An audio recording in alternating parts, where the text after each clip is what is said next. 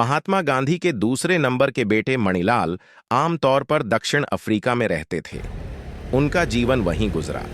उन्हें वहां एक मुस्लिम युवती से प्यार हो गया। उसका परिवार गांधी जी के परिवार का परिचित था। जब ये बात गांधी जी को मालूम हुई तो उनकी क्या प्रतिक्रिया थी। महात्मा गांधी के 4 बेटे थे। 2 बेटों की शादी तो अरेंज मैरिज थी, लेकिन 2 बेटों को प्यार हो गया। ये बेटे थे मणिलाल और देवदास। मणिलाल दक्षिण अफ्रीका में रहते थे। उन्हें एक मुस्लिम लड़की से प्यार हो गया। वो हर हाल में उससे शादी करना चाहते थे, लेकिन गांधी जी इसके खिलाफ थे। गांधी जी शुरुआती दौर में अंतरधार्मिक ही नहीं बल्कि अंतरजातीय शादियों के खिलाफ थे। उनका मानना था कि ये उचित नहीं है, इससे सामाजिक संरचना और धार्मिक सद्भावना को ठेस लगेगी। हालांकि 1930 के दशक में उन्होंने अपनी ये धारणा बदल ली। मणिलाल को गांधी जी के दक्षिण अफ्रीका में विश्वस्त सहयोगी यूसुफ गुल की बेटी फातिमा से प्यार हो गया था। वे लोग बचपन से साथ रहे थे, काफी समय साथ गुजरता था, लिहाजा समय के साथ करीब आ गए। चूंकि बचपन से ही गांधी जी ने अपने बेटों को सिखाया था कि सभी धर्म समान हैं, हमें घुल मिल कर रहना चाहिए, लिहाजा बच्चों के दिमाग में कभी आया ही नहीं धर्म की भी एक दीवार हो सकती है। मणिलाल को भरोसा था कि वो फातिमा से शादी कर लेंगे। हालांकि उन्हें धीरे धीरे लगने लगा कि इसमें कई बाधाएं थीं। कस्तूरबा गांधी दूसरे धर्म में शादी की सख्त विरोधी थीं। धर्म क्या, वो दूसरी जाति में विवाह के पक्ष में नहीं थीं। वह ये बात कतई पचा नहीं सकती थीं कि उनकी बहू दूसरे धर्म और जाति की हो। मणिलाल ने 1926 में अपने से छोटे भाई रामदास के जरिए पिता को संदेश भेजा कि वो टिम्मी से शादी करना चाहते हैं। टिम्मी ही नहीं, उसके भाई बहन और परिवार का गांधी जी के परिवार से दक्षिण अफ्रीका में रहने के दौरान बहुत आत्मीय रिश्ता था। लिहाजा मणि को उम्मीद थी कि पिता मान जाएंगे, लेकिन पिता ने जवाबी तौर पर जो पत्र भेजा वो किसी धमाके से कम नहीं था। हालांकि गांधी जी का कहना था कि वो मणि को ये पत्र एक दोस्त से तौर पर लिख रहे हैं। गांधी जी के पत्र ने बिखेर दिए सपने पत्र ने मणि के सारे सपने को ध्वस्त कर दिया।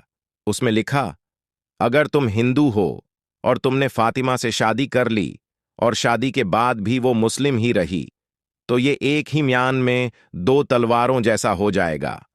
तब तुम अपनी आस्था से हाथ खो बैठोगे। जरा ये भी सोचो कि जो बच्चे पैदा होंगे वो किस धर्म और आस्था के प्रभाव में होंगे। फिर उन्होंने आगे लिखा, ये धर्म नहीं अधर्म होगा। अगर फातिमा केवल शादी के लिए अपने धर्म को बदलना भी चाहे तो भी ठीक नहीं होगा। आस्था कोई कपड़ा नहीं जो आप इसे कपड़े की तरह बदल लें। अगर कोई ऐसा करता है तो धर्म और घर से बहिष्कृत कर दिया जाएगा। ये कतई उचित नहीं। ये रिश्ता बनाना समाज के लिए भी हितकर नहीं है। ये हिंदू मुस्लिमों पर अच्छा असर नहीं डालेगी। अंतरधार्मिक शादी करने के बाद ना तो तुम देश की सेवा के लायक रह जाओगे और ना ही फीनिक्स आश्रम में रहकर इंडियन ओपिनियन वीकली निकाल सकोगे। तुम्हारे लिए भारत आना मुश्किल हो जाएगा। मैं कस्तूरबा से तो इस बारे में कह भी नहीं सकता, वो तो इसकी अनुमति देने से रहीं। असल में गांधी जी भारत में इस शादी की प्रतिक्रिया को लेकर चिंतित थे। पत्र में बेटे को इतनी खुराक देने के बाद आगे और तगड़ा डोज दिया, तुम क्षणिक सुख के लिए ही ऐसी शादी के बारे में सोच रहे हो, जबकि तुम्हें मालूम नहीं कि वास्तविक सुख क्या है। नतीजा ये हुआ कि मणि बहुत निराश हुए।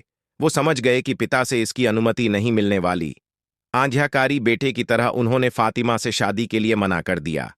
लेकिन गांधी के लिए इस व्यवहार के लिए मणि उन्हें जीवन भर माफ नहीं कर पाए, बल्कि गांधी के 2 ग्रैंड चिल्ड्रंस यानी पड़पोते राजमोहन गांधी और उमा धूपेलिया इस काम के लिए गांधी जी की आलोचना भी की।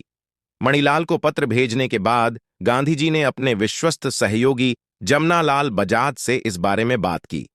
तुरंत उनकी शादी महाराष्ट्र के अकोला में रहने वाले एक समृद्ध गुजराती बनिया व्यापारी की 19 साल की बेटी सुशीला से कर दी गई। शादी से पहले गांधी जी ने बेटे से कहा कि वो अपनी बीवी को बता दे कि उसका एक अफेयर था जो अब खत्म हो गया है। महात्मा गांधी के बाद इस परिवार की 5वीं पीढ़ी आ चुकी है। इस परिवार के लोगों ने तमाम दूसरे धर्मों में शादी की, लेकिन अब तक किसी ने भी मुस्लिम धर्म में शादी नहीं की। ये जानकारी आपको कैसी लगी कमेंट करके अपनी राय जरूर दें। अगर जानकारी अच्छी लगी हो तो चैनल को सब्सक्राइब करें और ओपन आई के हर एक अपडेट के साथ अपने दिल और दिमाग को ओपन रखें। मिलते हैं अगले वीडियो में। ओपन आई से जुड़ने के लिए धन्यवाद।